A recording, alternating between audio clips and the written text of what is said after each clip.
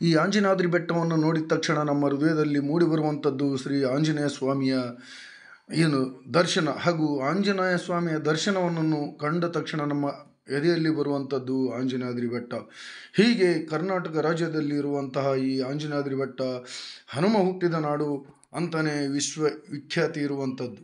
ಆಂಜನಾದ್ರಿ ಬೆಟ್ಟವನ್ನು ಹತ್ತಬೇಕಾದ್ರೆ 575 ಮೆಟ್ಲುಗಳನ್ನು ಹತ್ತಿ ಆಂಜನಾದ್ರಿ ಬೆಟ್ಟವನ್ನು ಏರಬೇಕಾದ್ರೆ ನಮಗೆ ಪ್ರಾರಂಭದಲ್ಲಿ ಸಿಗುವಂಥದ್ದೇ ಹನುಮಪಾದ. ಇಲ್ಲಿ ಆಂಜನೇಯ ಸ್ವಾಮಿಯ ಮಾತೋಶ್ರೀಯವರಾದ ಮಾತಾ ಅಂಜನಾದೇವಿಯವರು ಹಾಗೂ ಅಲ್ಲಿ ಹನುಮಪಾದ ಸಿಗುತ್ತೆ. ಅದರ ದರ್ಶನವನ್ನು ತಗೊಂಡು ಅಲ್ಲಿ ಪೂಜೆ ಮಾಡಿ ಕಾಯಿಯನ್ನು ಹೊಡೆದು ತದನಂತರದಲ್ಲಿ ಬೆಟ್ಟ ಏರಬೇಕಾಗತ್ತೆ.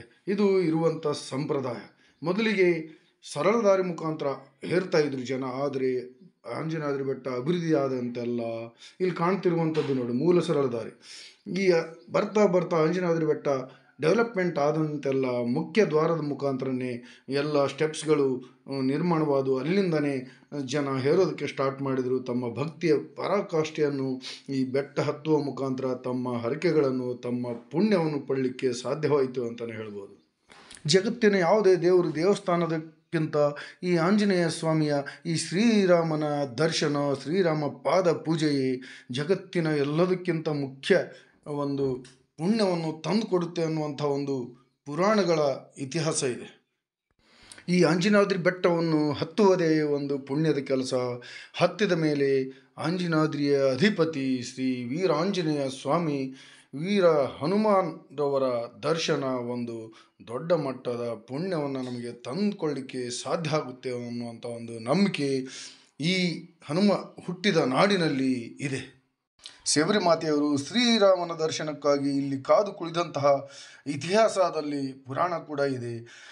ವಾಲಿ ಸುಗ್ರೀವ ಆಂಜನೇಯರ ಯುದ್ಧ, ಈ ಸೀತಾಮಾತೆಯನ್ನು ಈ ರಾವಣನು ಹೊತ್ತುಕೊಂಡು ಬಂದಂಥ ಪ್ರದೇಶ, ತದನಂತರದಲ್ಲಿ ವೀರ ಹನುಮಾನ್ ಶ್ರೀ ರಾಮನ ಬಂಟನಾಗಿ ಅವರ ಬೆಂಬಲಕ್ಕೆ ನಿಂತು ಶ್ರೀರಾಮನ ಬೆಂಬಲಕ್ಕೆ ನಿಂತ ನಂತರ ಸೀತಾಮಾತೆಯನ್ನು ಲಂಕೆಯಿಂದ ಹುಡುಕಿಕೊಂಡು ತಂದು ಬಂದಂಥ ಕತೆ ಇಡೀ ಪುರಾಣದಲ್ಲೇ ಕೇಳಿದ್ದೀವಿ. ಈ ಪ್ರಪಂಚವ್ಯಾಪಿ ಇರುವಂತಹ ಈ ಪುಣ್ಯಕ್ಷೇತ್ರ, ನಿಸರ್ಗಮಯದಿಂದ ತುಂಬಿರುವಂತಹ ಈ ಆಂಜನೇಯರ ಬೆಟ್ಟವನ್ನು ನೋಡುವುದೇ ಒಂದು ಪುಣ್ಯದ ಕೆಲಸ, ಒಂದು ಸಂತೃಪ್ತಿಯ ಮನೋಭಾವ ಈ ಆಂಜನೇಯದ್ರಿ ಬೆಟ್ಟವನ್ನು ಏರಿದ ಮೇಲೆ ನಮಗೆ ಸಿಗುತ್ತೆ ಅಂತ ಎಲ್ಲ ಭಕ್ತಾದಿಗಳ ಒಂದು ನಂಬಿಕೆಯಾಗಿದೆ. ಒಮ್ಮೆ ನೀವು ಹತ್ತಿ ನೋಡಿ. ಭಕ್ತಾದಿಗಳಿಗೆ ಎಲ್ಲ ರೀತಿಯಿಂದ ಪುಣ್ಯ ಸಿಕ್ಕರೂ ಕೂಡ ಒಂದು ಪುಣ್ಯವಂತೂ ಸಿಗ್ತಾ ಇರಲಿಲ್ಲ. ಅದೇನೆಂದರೆ ಆಂಜನಾದ್ರಿ ಬೆಟ್ಟವನ್ನು ಸುತ್ತುವರಿಯುವ ಕಾರ್ಯ, ಆಂಜನಾದ್ರಿ ಬೆಟ್ಟ ಪ್ರದಕ್ಷಿಣೆಯ ಕಾರ್ಯ.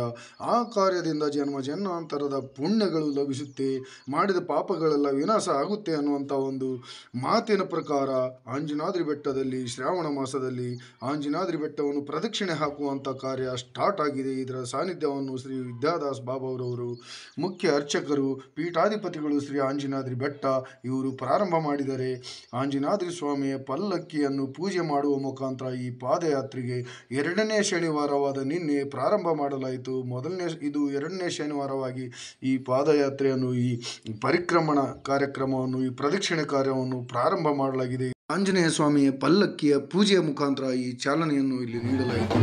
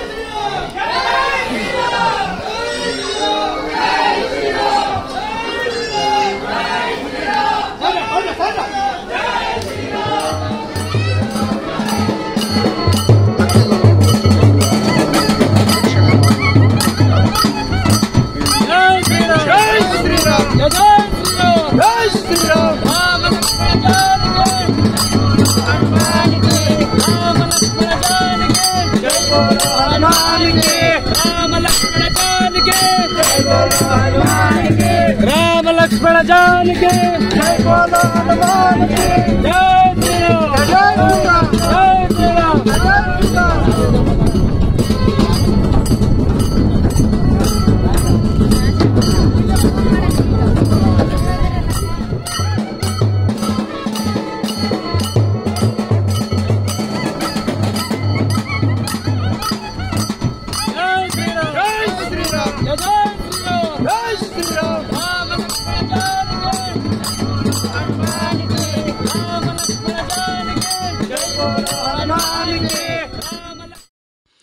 ಆಂಜನೇಯ ಸ್ವಾಮಿ ಪಾದಕಟ್ಟೆಯಿಂದ ವೃತ್ತಾಕಾರವಾಗಿ ಬಲಗಡೆಯಿಂದ ಹೊರಟ ಈ ಪ್ರದಕ್ಷಿಣೆ ಕಾರ್ಯ ವೃತ್ತಾಕಾರವಾಗಿ ಕ್ಲಾಕ್ ವೈಸ್ ಗಡಿಯಾರಕದಲ್ಲಿ ಬಲಗಡೆಯಿಂದ ಬಂದುಬಿಟ್ಟು ಈ 1 ಕಿಲೋಮೀಟರ್ ನಡೆದ ತಕ್ಷಣ ರೈಟ್ ಸೈಡಲ್ಲಿ ಕಾಲುವೆಗೆ ರೈಟ್ ಸೈಡ್ನಲ್ಲಿ ಗುಡ್ಡದ ಮುಖಾಂತರವಾಗಿ ಹೊರಡಂಥ ಈ ಪಾದಯಾತ್ರೆ ಸುಮಾರು 2ರಿಂದ 3 ಕಿಲೋಮೀಟರ್ ಈ ಬೆಟ್ಟವನ್ನು ಸುತ್ತುವರೆದು ಚಿಕ್ಕರಾಂಪುರ ಗ್ರಾಮವನ್ನು ಸುತ್ತುವರೆದು ಈ ಕೆನಾಲ್ ಮುಖಾಂತರವಾಗಿ ಮತ್ತೆ ಮುಂದಿನ ಭಾಗದಲ್ಲಿ ಆಂಜನಾದ್ರಿ ಸ್ವಾಮಿಯ ಅಂಜನಾದ್ರಿ ಕಟ್ಟೆಗೆ ಮುಟ್ಟಿದ ಕ್ಷಣ ನೋಡಿ. ಇದು ಅಂಜನಾದ್ರಿ ಬೆಟ್ಟದ ಮುಂದೆ ಬಲಕ್ಕೆ ಹೋಗಿ ಅಂಜನಾದ್ರಿ ಬೆಟ್ಟದ ಹಿಂದುಗಡೆಯಿಂದ ಮತ್ತೆ ಎಡಗಡೆಗೆ ಬಂದು ಮತ್ತೆ ಮುಂದುಗಡೆಗೆ ಅಂಜನಾದ್ರಿ ಸ್ವಾಮಿಯ ಪಾದಗಟ್ಟೆಗೆ ತಲುಪಿ ಸುಮಾರು 2ರಿಂದ 3 ಕಿಲೋಮೀಟರ್ ಪ್ರದಕ್ಷಿಣೆ ಹಾಕಿದಂತಹ ನೂರಾರು ಸಂಖ್ಯೆಯ ಭಕ್ತರು ಮತ್ತೆ ಇಲ್ಲಿ ಬಂದು ಅಂಜನಾದ್ರಿ ಸ್ವಾಮಿಯ ಆಂಜನೇಯ ಪಲ್ಲಕ್ಕಿಗೆ ಕಾಯಿ ಕರ್ಪೂರಗಳನ್ನು ಹೊಡೆದು ಪೂಜೆಯನ್ನು ಸಲ್ಲಿಸಿ ಇಲ್ಲಿರುವಂಥ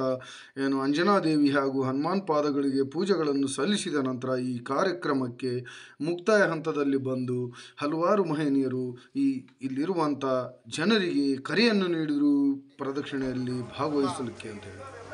ವಿದ್ಯಾದಾಸ್ ಬಾಬಾ ಅವರ ನೇತೃತ್ವದಲ್ಲಿ ಏನಿದು ಆಂಜನೇಯನ ಸಂಪೂರ್ಣ ಪರಿಕ್ರಮಣವನ್ನು ಮಾಡಬೇಕಾದಂಥ ಒಂದು ಸಂದರ್ಭದಲ್ಲಿ ಇವತ್ತೆಲ್ಲ ಈ ಭಾಗದ ಜನ ಎಲ್ಲ ಸೇರಬೇಕಾಗಿದೆ. ಆಂಜನೇಯ ಕೃಪಾ ಪಡಿಬೇಕಾದರೆ ಎಷ್ಟೋ ಜನ್ಮದ ಪುಣ್ಯ ಬೇಕು.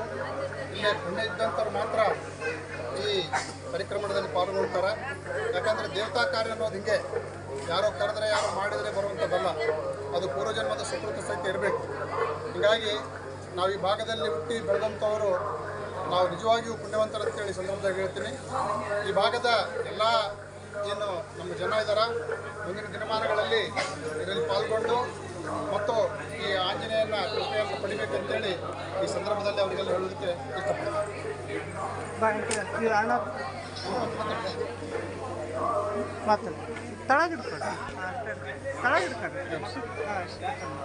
ಇವತ್ತು ಅಂಜನಾದ್ರಿ ದರ್ಶನಕ್ಕೆ ನಾನು ಕುಟುಂಬ ಸಮೇತನಾಗಿ ಬಂದಿದ್ದೆ. ನನಗೆ ಆ್ಯಕ್ಚುಲಿ ಈ ಟೈಮಲ್ಲಿ ಉತ್ಸವ ಇದೆ ಅಂತಲೂ ಗೊತ್ತಿಲ್ಲ. ಬಂದಾಗ ಆಕಸ್ಮಿಕವಾಗಿ ನಮ್ಮ ವೆಂಕಟ ರೆಡ್ಡಿ ಅವರು ಮತ್ತು ಉಳಿದ ಆತ್ಮೀಯರು ಬರೋದ್ರಿಂದ ನಾನು ಹೋದೆ. ಪೂರ ಒಂದು ಪ್ರದಕ್ಷಿಣೆ ಮಾಡಿದ್ವಿ. ಅಂಜನಾದ್ರಿ ಪ್ರದಕ್ಷಿಣೆ ಮಾಡಿದ್ದು ಒಂದು ಏನೋ ಆ ಭಾವ ಹೇಳ್ತಿರೋದು, ಅಷ್ಟು ಸಂತೋಷ ಮತ್ತು ಆನಂದ ಆಯಿತು. ಹೀಗೆ ಪ್ರತಿ ಶ್ರವಣಕ್ಕೆ ಎಲ್ಲ ಭಕ್ತರು ಇದಕ್ಕೆ ಹೆಚ್ಚಿನ ರೀತಿಯಲ್ಲಿ ಕೂಡಿ ಇದನ್ನು ಇನ್ನೂ ವಿಜೃಂಭಣೆಯಿಂದ ನಡೆಯೋ ಹಾಗೆ ಮಾಡ್ಬೇಕಂತಂದರೆ ಪ್ರತಿ ಸಲ ನಡೆಯೋ ಹಾಗೆ ಪ್ರತಿ ಶನಿವಾರ 4 ಗಂಟೆಯಲ್ಲಿ ಇದು ಈ ಉತ್ಸವ ಜರುಗುತ್ತೆ.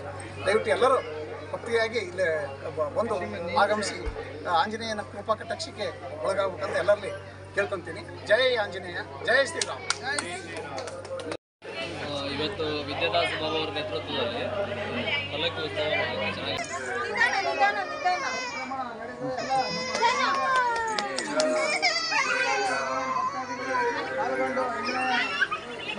ಭಕ್ತಾದಿಗಳಿಗೆ ಇವತ್ತು ಯಾವುದೇ ಥರದ ಅಂಜಿಕೆ ಇರುವುದಿಲ್ಲ. ಆ ಕಾರಣ ಈ ಬೆಟ್ಟ ಏನಪ್ಪ ಅಂದ್ರೆ ಸುತ್ತುವರಿಯೋದು ಮತ್ತು ಪ್ರದಕ್ಷಿಣೆ ಮಾಡೋದ್ರ ವಿಷಯವೇನಪ್ಪ ಅಂದರೆ ತಮ್ಮ ಮಾನವ ಜನ್ಮದಲ್ಲಿ ಹಲವು ಪಾಪಗಳು ಮತ್ತು ಪುಣ್ಯಗಳು ಇವತ್ತು ನಿಮಿತ್ತದಲ್ಲಿ ಇವತ್ತು ಇಲ್ಲಿರ್ತಕ್ಕಂಥ ಕರ್ಮಗಳು ಈಗ ಹೋಗಿ ಏನಪ್ಪ ಅಂದ್ರೆ ಪುಣ್ಯಗಳು ಫಲಿಸುತ್ತವೆ ಅಂತ ಹೇಳ್ತಾ ಋಷಿಗಳು ಹೇಳ್ತಾರೆ. ಆ ಋಷಿಗಳ ಪ್ರಕಾರ ನಾವು ಸನಾತನ ಧರ್ಮದ ಒಂದು ಮೂಲ ನಿವಾಸಿಗಳಾಗಿದ್ದು ಈ ನಮ್ಮ ಆಂಜನೇಯ ಪರ್ವತದಲ್ಲಿರ್ತಕ್ಕಂಥ ವಿದ್ಯಾದಾಸ್ ಬಾಬಾ ಅವರ ಒಂದು ನೇತೃತ್ವದಲ್ಲಿ ಸುಮಾರು 40 ವರ್ಷಗಳ ಅವರ ಸೇವೆ ಸಲ್ಲಿಸಿ ಈ ಕಾರ್ಯಕ್ರಮ ಅದೇ ರೀತಿಯಾಗಿ ನಡೆಸಿದ್ದಾರೆ. ವಿದ್ಯಾದಾಸ ಬಾಬಾ ಇವರ ನೇತೃತ್ವದಲ್ಲಿ ಹಲವಾರು ವರ್ಷಗಳಿಂದ ಆಂಜನೇಯ ಗುಡ್ಡದ ಪ್ರದರ್ಶನವನ್ನು ಹಮ್ಮಿಕೊಳ್ಳಬೇಕು ಅಂಥೇಳಿ ಅವರು ಎಷ್ಟೋ ಜನದ ಕನಸು ಇವತ್ತು ವಿದ್ಯಾದಾಸ ಬಾಬಾ ಅವರ ನೇತೃತ್ವದಲ್ಲಿ ಇವತ್ತು ನೂರಾರು ಜನರ ಸಮಕ್ಷದಲ್ಲಿ ಆಂಜನೇಯ ಬೆಟ್ಟ ಸುತ್ತಿ ಇವತ್ತು ಪಾಲಿಕೆಯನ್ನು ತನ್ನ ಸ್ಥಾನದಲ್ಲಿ ಇಳಿಸಿ ಇವತ್ತು ಆಂಜನೇಯನ ಬೆಟ್ಟ ಹತ್ತಬೇಕಾದರೆ ಆಂಜನೇಯನ ಎಷ್ಟು ಕಾಣುತ್ತೀವೋ ಅಷ್ಟೇ ಸತ್ಯ ಸುತ್ತ ಅಡ್ಡಾಡಿದ್ರು ಮನಸ್ಸಿಗೆ ನೆಮ್ಮದಿಯಾಗಿ ಆಂಜನೇಯನ ಕರೆದುಕೊಂಡು ಬಂದು ಇವತ್ತು ಇಲ್ಲಿ ನಾವು ಕುಂದಿಸಿದಂತಾಗಿದೆ. ಹಲವಾರು ಸಾರ್ವಜನಿಕರು ಭಕ್ತಾದಿಗಳು ಎಲ್ಲರೂ ಈ ಒಂದು ಪಲ್ಲಕ್ಕಿ ಉತ್ಸವಕ್ಕೆ ಹೆಚ್ಚಿನ ಜನಸಂಖ್ಯೆಯಲ್ಲಿ ಆಗಮಿಸಿ ಇವತ್ತು ವಿದ್ಯಾದಾಸ ಬಾಬಾ ಅವರ ಈ ಈ ಪಲ್ಲಕ್ಕಿ ಉತ್ಸವವನ್ನು ಪ್ರತಿ ಶನಿವಾರಕ್ಕೂ ಒಂದ್ಸಲ ವಿದ್ಯಾದಾಸ್ ಬಾಬು ಅವರ ನೇತೃತ್ವದಲ್ಲಿ ಗುಡ್ಡ ಪ್ರದಕ್ಷಿಣೆ ಆಗುವ ಕಾರ್ಯಕ್ರಮದಲ್ಲಿ ಇಂದು ಎಲ್ಲರೂ ಪಾಲ್ಗೊಂಡಿದ್ವಿ. ಇನ್ನೂ ಹೆಚ್ಚಿನ ಜನಸಂಖ್ಯೆಯಲ್ಲಿ ಪಾಲ್ಗೊಂಡು ಆಂಜನೇಯನ ಕೃಪಾಶೀರ್ವಾದ भाग है प्रदक्षिणा। प्रदक्षिणा का मतलब होता है जो हम ईश्वर हनुमान जिस देवता का हम प्रदक्षिणा करते हैं उसके प्रति पूरी समर्पित भाव से हमसे जो पूजा पाठ या कर्म में बोलने में जो कुछ भी भूल हुआ हो उसकी क्षमा याचना के साथ साथ हम संपूर्ण रूप से आपके प्रति समर्पित हैं, ऐसी भावना के साथ परिक्रमा किया जाता है। आज दूसरी शनिवार है सावन का। बहुत ही उत्साह के साथ आसपास के जितने गांव के लोग हैं सभी लोग इस कार्यक्रम में शामिल हुए हैं। आने वाले समय में उम्मीद है कि सारे लोग जिस तरह से हनुमान माला 13 आदमी से शुरू होकर के आज 10 लाख से ज़्यादा उसके में लोग जुड़े हैं, वैसे ही एक दिन प्रदक्षिणा के कार्यक्रम में भी रोड खाली नहीं रहेगा, लोग भक्तों को उत्साह बना रहेगा, ऐसी हमारी अपेक्षा है। और जो लोग इस परिक्रमा में सहभागी बने, जो नहीं बने, उन सबको हनुमान जी की कृपा सदैव बना रहे, ये हमारी ಭಕ್ತರಿಗೆ ಹನುಮಮಾಲೆಯ ಮುಖಾಂತರ ಪ್ರಪಂಚದಲ್ಲಿ ಆಂಜನೇಯ ಸ್ವಾಮಿಯ ಭಕ್ತಿಯನ್ನು ಪ್ರಸರಿಸಲಿಕ್ಕೆ ಪ್ರತಿಜ್ಞೆಯನ್ನು ಮಾಡಿದ್ದಂತಹ ವಿದ್ಯಾದಾಸ್ ಬಾಬಾರವರು ಕೇವಲ 13 ಜನರೊಂದಿಗೆ ಈ ಹನುಮಮಾಲೆ ಕಾರ್ಯಕ್ರಮವನ್ನು ಪ್ರಾರಂಭ ಮಾಡಿ ಇವತ್ತು ಲಕ್ಷಾನುಗಟ್ಟಲೆ ಜನರು ಕರ್ನಾಟಕ ಹಾಗೂ ಭಾರತದಿಂದ ಹನುಮಮಾಲೆಯನ್ನು ಹಾಕ್ತಾ ಇದ್ದಾರೆ. ಅದೇ ರೀತಿಯಾಗಿ ಈ ಆಂಜನಾದ್ರಿ ಬೆಟ್ಟದ ಪ್ರದಕ್ಷಿಣೆಯನ್ನು ಕೂಡ ಇವತ್ತು ಸ್ವಲ್ಪ ಜನರಿಂದ ಪ್ರಾರಂಭ ಮಾಡಿದರೂ ಕೂಡ ಮುಂದೆ ಲಕ್ಷ ಜನ ಈ ಪ್ರದಕ್ಷಿಣೆಯಲ್ಲಿ ಭಾಗವಹಿಸುವ ಕಾಲ ದೂರ ಇಲ್ವಾ ಅನ್ನುವಂಥ ಒಂದು ಮಾತನ್ನು ಕೂಡ ಹೇಳಿದ್ದಾರೆ.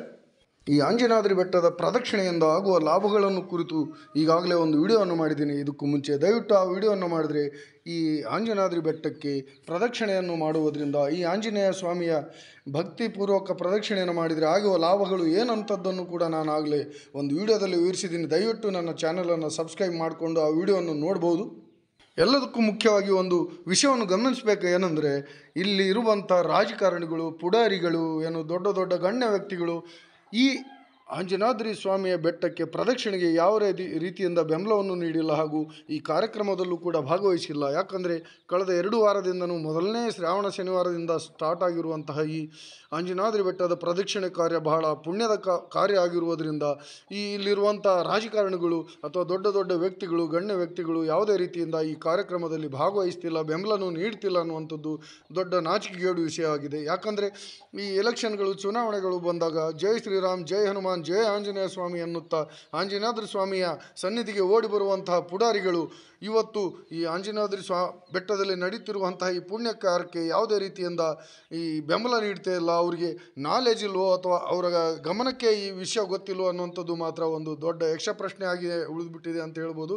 ಯಾಕಂದರೆ ಇದರ ಕುರಿತು ಎಲ್ಲ ಕಡೆಯಿಂದನೂ ವಿದ್ಯಾದಾಸ್ ಬಾಬಾರವರು ಇದರ ಕುರಿತು ಪ್ರಚಾರವನ್ನು ಮಾಡಿದ್ದಾರೆ. ಹಲವಾರು ಗ್ರಾಮಗಳಲ್ಲಿ ಇದರ ಕುರಿತು ಸಭೆಗಳನ್ನು ಮಾಡಿದ್ದಾರೆ. ಈ ಅರಣ್ಯ ಇಲಾಖೆಗೂ ಕೂಡ ಇದರ ಬಗ್ಗೆ ಮಾಹಿತಿಯನ್ನು ಕೊಟ್ಟಿದ್ದಾರೆ. ಆದರೂ ಕೂಡ ಯಾರೂ ಇಲ್ಲಿ ಬಂದಿಲ್ಲ ಅಂತಲೇ ಹೇಳಬಹುದು. ಮುಖ್ಯವಾಗಿ ಕಂದಾಯ ಇಲಾಖೆಗಿಂದ ಅರಣ್ಯ ಇಲಾಖೆಗೆ ಈ ಬೆಟ್ಟದ ಮೇಲೆ ಬಹಳ ಹಕ್ಕಿದ್ದು. ಯಾಕಂದರೆ ಇದು ಬೆಟ್ಟ ಅರಣ್ಯ ಇಲಾಖೆ ವ್ಯಾಪ್ತಿಗೆ ಬರುತ್ತಿದ್ದು ಮಾನ್ಯ ವಿದ್ಯಾದಾಸ್ ಬಾಬಾರವರು DFO ಅವರಿಗೆ ಮಾಹಿತಿಯನ್ನು ನೀಡಿದ್ದಾರೆ ಅನ್ನುವಂಥ ಒಂದು ಮಾಹಿತಿ ಇದ್ದರೂ ಕೂಡ ಇಲ್ಲಿಗೆ ಅವರು ಯಾವುದೇ ರೀತಿಯಿಂದ ಸಿಬ್ಬಂದಿಯನ್ನಾಗಲಿ ಅವರಾಗಲಿ ಆಗಮಿಸಿಲ್ಲ ಅಂತಲೇ ಹೇಳ್ಬೋದು. ಈ ರೀತಿಯಾಗಿ ಸರ್ಕಾರ ಕೂಡ ಇದಕ್ಕೆ ಇವತ್ತು ಗಣನೆಯನ್ನು ತೆಗೆದುಕೊಂಡಿಲ್ಲ. ಮುಂದಾದರೂ ಸರ್ಕಾರ, ಜನಪ್ರತಿನಿಧಿಗಳು, ಸ್ಥಳೀಯ ರಾಜಕಾರಣಿಗಳು, ಪುಡಾರಿಗಳು, ಗಣ್ಯ ವ್ಯಕ್ತಿಗಳು, ಭಕ್ತಾದಿಗಳು ಈ ಪ್ರದಕ್ಷಿಣೆ ಕಾರ್ಯಕ್ಕೆ, ಪರಿಕ್ರಮ ಕಾರ್ಯಕ್ಕೆ ಬೆಂಬಲ ನೀಡಬೇಕಾದಂಥ ಒಂದು ಅನಿವಾರ್ಯತೆ ಇದೆ. ಯಾಕಂದರೆ ವಿಶ್ವ ಪ್ರಸಿದ್ಧಿ ಪಡೆದಿರುವಂತಹ ಈ ಆಂಜನೇಯಾದ್ರಿ ಬೆಟ್ಟಕ್ಕೆ ಒಂದು ದೊಡ್ಡ ಮಟ್ಟದ ಮೆರುಗು ತರಬೇಕಂದ್ರೆ ಸಾಮಾನ್ಯ ವಿಷಯ ಅಲ್ಲ ಅಂತಲೇ ಹೇಳ್ಬೋದು. ದಯವಿಟ್ಟು ಆಂಜನೇಯಾದ್ರಿ ಭಕ್ತರು ದಯವಿಟ್ಟು ನನ್ನ ಚಾನಲನ್ನು ಸಬ್ಸ್ಕ್ರೈಬ್ ಮಾಡಿಕೊಳ್ಳಿ. ಯಾರೆಲ್ಲ ಹೊಸದಾಗಿ ನನ್ನ ವಿಡಿಯೋ ನೋಡ್ತಾ ಇದ್ರು ದಯವಿಟ್ಟು ಸಬ್ಸ್ಕ್ರೈಬ್ ಮಾಡಿಕೊಳ್ಳಿ ಹಾಗೂ ಎಲ್ರಿಗೂ ಶೇರ್ ಮಾಡಿ, ಈ ವಿಷಯ ಎಲ್ರಿಗೂ ಗೊತ್ತಾಗಲಿ ಅಂತ ಹೇಳ್ತಾ ಎಲ್ರಿಗೂ ಧನ್ಯವಾದಗಳನ್ನು ತಿಳಿಸ್ತಾ ಇದ್ದೀನಿ. ಜೈ ಹಿಂದ್, ಜೈ ಕರ್ನಾಟಕ, ಜೈ ಶ್ರೀರಾಮ್, ಜೈ ಹನುಮಾನ್, ಜೈ ಶ್ರೀ